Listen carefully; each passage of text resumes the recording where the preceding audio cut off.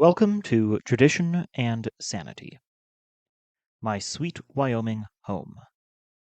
Childhood Memories of the Least Populated State in the Union by Julian Kwasniewski.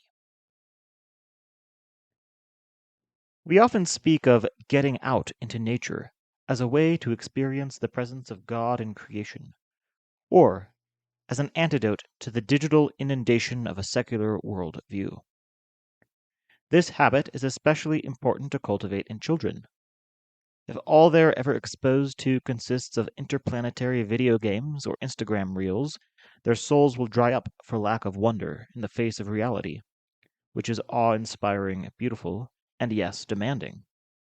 And this will leave a person deficient in the humanity that is, in many ways, presupposed to being a good Christian. It has sometimes been put this way: you need to be a good pagan before you can be a good Christian. This would be the generous reading of Wordsworth's exclamation that he'd rather be a pagan suckled in a creed outworn than be alienated from the spiritual richness of the world through the hedonistic getting and spending that lay waste our powers. Here's his poem, The World is Too Much With Us. The world is too much with us, late and soon, getting and spending we lay waste our powers. Little we see in nature that is ours. We have given our hearts away, a sordid boon. The sea that bares her bosom to the moon, the winds that will be howling at all hours, and are upgathered now like sleeping flowers. For this, for everything, we are out of tune. It moves us not. Great God, I'd rather be a pagan, suckled in a creed outworn. So might I, standing on this pleasant lea, have glimpses that would make me less forlorn. Have sight of Proteus rising from the sea, or hear old Triton blow his wreathed horn.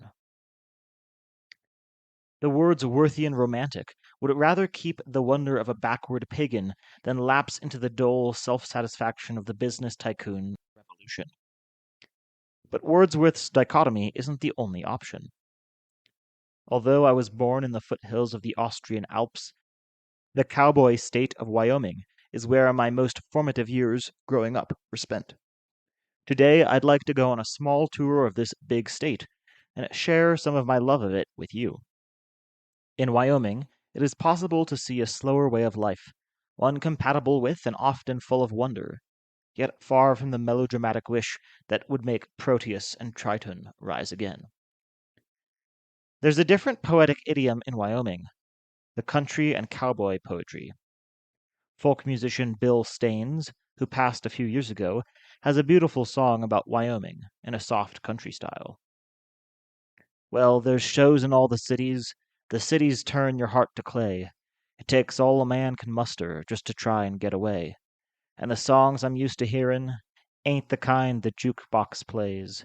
And now I'm headed home to my sweet Wyoming home. In this article, I'll share some homey and wondrous aspects of my sweet Wyoming home. Grounded in prairie dust instead of the ancient pagan classics, we'll nevertheless come round and see a land where nature and wilderness can be one's home without losing their wildness. The cities turn your heart to clay sums up my feeling about why I love the least populated of the 50 states in the Union, although it's the 7th largest in landmass. Even Alaska has more residents. As one bumper sticker puts it, Wyoming, social distancing since 1890.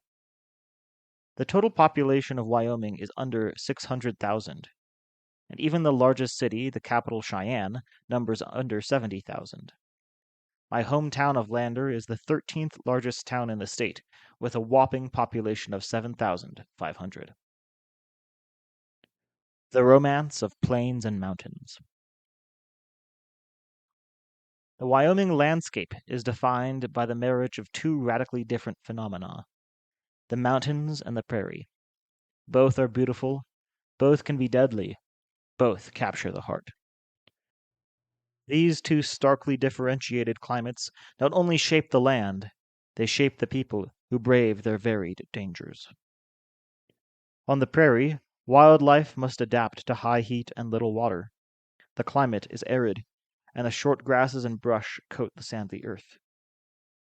The mammals who live there range from small burrowing creatures like rabbits, ground squirrels, and mice, to the sleek pronghorn antelope and the iconic buffalo. Coyotes, rattlesnakes, and hawks are the primary prairie-dwelling predators, but other threats such as wolves, cougars, bobcats, and grizzly bears venture out where the plains butt against the mountains. Fowl of various kinds also inhabit the plains. Harmless grouse and small songbirds forage among the sage and grasses, while red-tailed hawks and other birds of prey wheel high overhead. Folk song collector Gordon Bach once recorded a song called Wild Birds, where he speaks of the prairie between Cheyenne and Cody. The town neath the mountain could easily be Lander, where I grew up, and to which I have returned after some years away. Lights flicker on in a town neath the mountain, where night first comes down like a patch of black satin, and the road seems too long between Casper and Jackson when you're tired of driving alone. Blackthorn and cottonwood drink up the muddy, just buckwheat and sky between Cheyenne and Cody. Like a maple wing sown under red leaves blown down, it's time to be going back home. Antelope. Perhaps the two most quintessential animals of the plains are the buffalo and the antelope. Each deserves a few words. The pronghorn antelope is the fastest land mammal in our entire hemisphere. It can sprint half a mile at 55 miles an hour and maintain 35 miles an hour for over 6 miles. Scientists speculate that this speed, which vastly exceeds that of any extant predators, was probably once matched by that of the now extinct American cheetah, fossils of which have been found in Wyoming, leading some to call pronghorns survivors of the American savanna. Optimized for this running, the pronghorn has extremely light bones and many different gaits. Unlike horses, which have perhaps 6 distinct gaits, and humans, which have 5 natural gaits walk, jog, skip, run, and sprint, antelope have at least 13 distinct gaits, with individual strides during their running or sprinting reaching over 23 feet. William Clark, of Lewis and Clark fame, was the first European to report killing an antelope, writing, "I killed a buck goat of this country, about the height of a grown deer, its body shorter, the horns which is not very hard, and forks 2/3 up, one prong short, the other round and sharp arched." Bison, bison, bison. The other emblematic animal is the bison, and it is actually the emblem on the Wyoming state flag. The subspecies of buffalo that live in Wyoming are known as the plains bison, while a slightly larger ecotype known as the wood bison lives in Canada. The Latin nomenclature is somewhat amusing. The genus is bison, and the species is bison. For the wood bison, the subspecies name is Athabascae, a Latinized name in Cree for a lake in Alberta.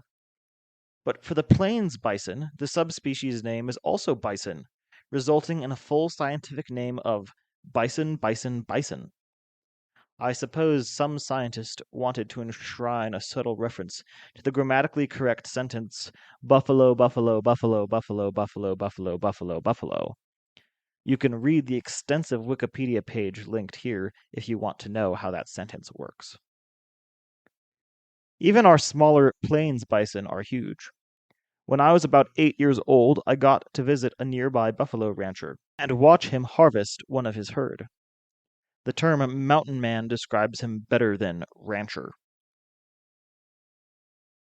His preferred method of harvesting the buffalo was to take his muzzle-loaded musket, a Bridger rifle, load it with the powder horn, insert the spherical lead ball, and tamp it down with a little piece of cloth to keep the ball from rolling out before you shot the gun. With his firearm thus prepared, he had me get into the cab of a big old forklift with him. He let me hold the musket while he slowly drove into the corral where the herd had been attracted by extra hay. He singled out the buffalo he wanted, maneuvered the forklift to a good angle, took up the musket, and shot the buffalo in the neck. These animals can weigh over 2,500 pounds, with an average weight in the 1,600 to 1,700 pound range for males. If you don't hit them just right, they're hardly affected by the bullet. Actually, A bad shot means a bleeding animal in a frenzy, with the fellow bison smelling the blood and panicking. This you want to avoid. Well, he was a good shot, and the buffalo dropped like a bowling pin. As fast as he could, the rancher drove up the forklift, hopped out, and tied the dead buffalo's feet to the prongs. Meanwhile, the other buffalo were getting unsettled. Even tame or farmed buffalo like these are unpredictable and wild, and since they retain their herd instinct, can stampede perceived threats. Taken out of the corral, the bison was then strung up and gutted. Like any other bovine, it has 4 stomachs. Huge stomachs. Hanging off the forklift, head first for processing, it probably stretched 10 feet long. Alive and standing, bison measure a little over 6 feet from the top of their hump. As the guts were removed, the bullet was found flattened on one of the interior bones. I held on to this bullet until college. It formed an essential part of my boyish treasure hoard, which included shells, dried starfish fossils, and a jaw from the smallest species of shark. A buffalo will usually yield 500 to 600 pounds of pure red meat once it is butchered. One hunter I know in Lander told the story of shooting a bull bison on the edge of Teton National Park. He and his buddy spotted a group of them just over the park's line, where it is illegal to shoot them. The hunters made their way downwind and waited for the bison to cross the park border, which the animals did in due course. Hiding in a brush at the top of the hill, the hunters watched the bison slowly grazing towards them. The bison, when very near, suddenly stopped, sensing something in the undergrowth. I had to put the laser assist on my rifle to the lowest setting, the hunter said, because when they see the light, they will either stampede you or run away. He aimed. As predicted, the moment the bull detected the light on the gun, he turned to run. As he turned, a fraction of a second presented itself for a clean shot, and the hunter took it.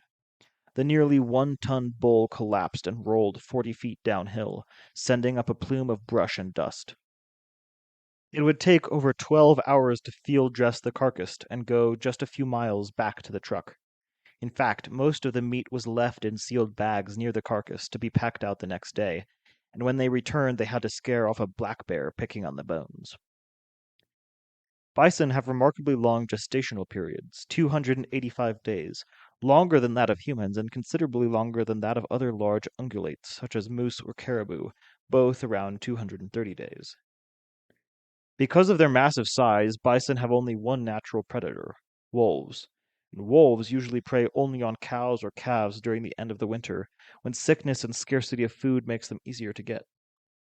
Typically, bison and wolves ignore each other, and even grizzly bears seldom attack adult bison, although they will steal carcasses from the wolves, because an adult bison can kill a grizzly bear. That bison are still alive today and do not share the sad fate of the dodo bird and other similarly recently extinct animals is quite fortunate. North America contained an estimated 60 million bison in the late 18th century, but by the 1880s only a few hundred survived. Several factors contributed to this dire situation. Habitat encroachment by ranching settlers, conscious and concerted efforts to undermine Indian tribes by removing their primary food source, the commercial value of the hides and other buffalo products. By the beginning of the 20th century, efforts at conservation were beginning, and today there are about 400 to 500,000 bison, of which around 30,000 are wild, the rest being commercially ranched or managed as preservation herds. In many places out west, you can find bison meat at the grocery store next to the ground beef. A few miles outside of Lander are 2 small bison ranches, each with a few dozen head. Bison meat is excellent, rather lean, with no unpleasant beefy taste that regular cows can sometimes have. Unlike deer, elk, antelope, or other wild animals, it also lacks a gamey taste. I'm told moose is the most excellent wild animal meat, a claim I have yet to verify experientially. Bobby socks. Not your grandma's pussycat. Bison weren't the only animal on that mountain man's property. Next to the farmhouse was the pen of Bobby Socks, a tame bobcat. Yes, you read that correctly. One of several bobcat cubs found by the Wyoming Game and Fish Department when their mother was hit by a car, Bobby Socks was given up for adoption. Our mountain man and his wife took him in. He was as tame and friendly as the best of house cats. His 4 claws had been removed. He lived in a large, completely enclosed pen attached to the house. It had an outside portion with logs and branches, much like a zoo pen, and an inside section, a vestibule in the house where people could easily enter and interact with him. I don't remember being scared of Bobby Socks. The thing that sticks out most in my memory was his purr. You barely had to pet him and he would butt his head against your hand and begin purring loudly. Bobby Socks's purr is hard to describe. It was like a soft vacuum cleaner or a hairdryer. Imagine a large dog's growl, only positive and soothing instead of aggressive. Wild bobcats can weigh up to 40 pounds, and I wouldn't be surprised if Bobby Socks weighed something like that, or even a little more, given his well-fed and sedentary lifestyle. In a delightful exhibition of feline camaraderie, a long-haired house cat became Bobby Socks's lifelong companion. Reading up on bobcats, this is quite interesting given that they are relatively solitary animals in the wild. I suspect that, as the domestic cat had been with Bobby Socks from the time he was a cub, he had adapted to or adopted domestic feline behaviors. Another thing Bobby Socks did was lick you affectionately, but like his purr, his cat tongue was many times larger than your standard house cat's. If you put your head down near his mouth, he would start vigorously licking your hair. It was quite something. In the center picture above, you can see Bobby Socks holding a tinfoil ball in his mouth. This we threw for him to play with. The Gentle Knight. Not long ago, a friend took me flying in his four-seat Grumman A5 Tiger, a light, low-wing touring aircraft. We were flying in the evening, but it was still light.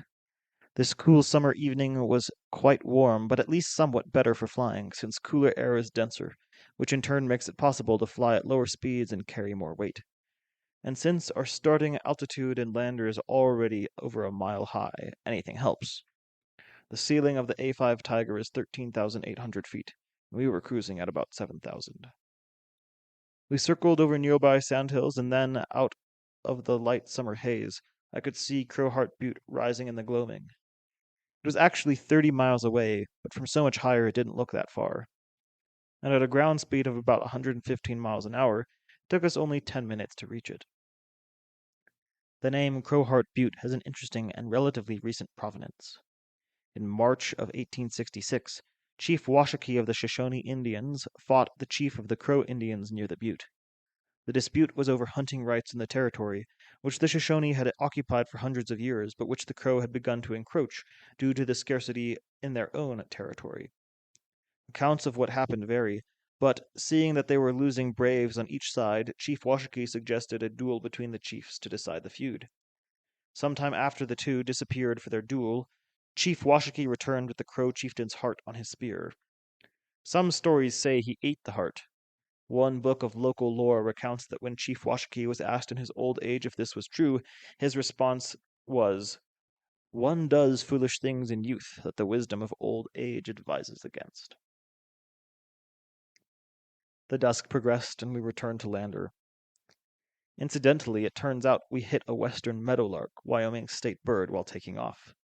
We pulled it out of the engine compartment after landing. It was quite cooked by the engine heat and smelled like chicken. I didn't try to verify if it tasted like chicken too, though. The landing lights flickered on in our response to a radio signal. The velvet dusk had given way to the night by the time the airport gate closed behind us. The night in Wyoming is very special, whether you are in the mountains or prairie. Either way, the sky is very dark and the stars are very bright. You haven't seen stars till you've seen them in a place like this.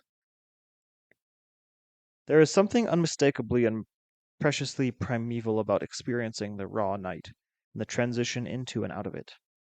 Last year I wrote of this encounter with reality. That dawn stirs.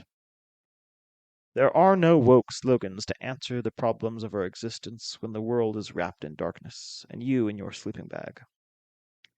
The immense sky presses upon you, releasing praise from your soul, impossibly great. Answers are simplest, as old as the hills, and the mystery of the world cannot be forgotten when you are cold with dew and pink dawn creeps across the hills. A Song for Wyoming. I'm not the hugest fan of John Denver, but I do love his Song of Wyoming, or, to be more exact, my sister's rendition of it.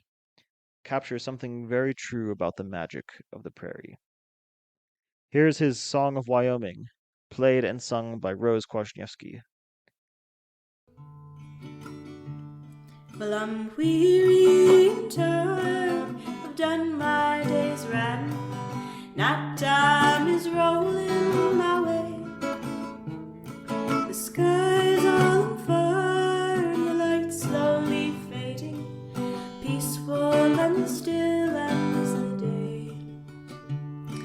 And out on the trail, the night birds are calling, singing their wild melody.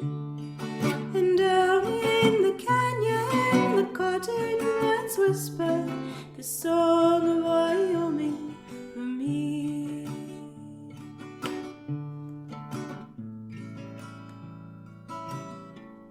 Well, I've traveled around the towns and the cities, tried to figure the how and the why. Now I've stopped all my scheming, I'm just drifting and dreaming, watching the river roll by. And here comes that big old prairie moon rising, shining down bright as can be. And up on the hill is a coyote calling the song of Wyoming for me. And it goes ooh yip boo yip boo, ooh yip boo yip boo, ooh yip boo yip boo, ooh yip boo yip boo, ooh yip boo yip boo, ooh yip boo yip boo. Well, it's whiskey, tobacco, and bitter black coffee, a lonesome old doggy man, waking up on the range, or feel like an angel, free like I almost could fly, and drift like a cloud out over the badlands, sing like a bird in a tree. The wind in the sage, it sounds like heaven singing the song of Wyoming for me. The song of Wyoming for me.